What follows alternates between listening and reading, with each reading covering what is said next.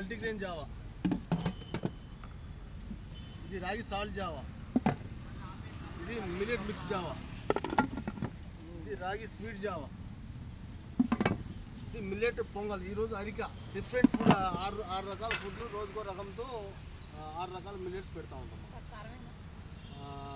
ఇది నువ్వు లడ్డు, ఇది డ్రై ఫ్రూట్స్ లడ్డు, ఇది అవిసి లడ్డు, ప్లస్ స్పోర్ట్స్ ఓట్స్, ఇది మనం own making. Plus boiled eggs కూడా మనము ఇక్కడైతే ఉడకబెట్టేస్తాం రెడీమేడ్గా. ఒకటి చేయండి మల్టీగ్రెయిన్ సార్, ఒకటి చేస్తే మల్టీగ్రెయిన్.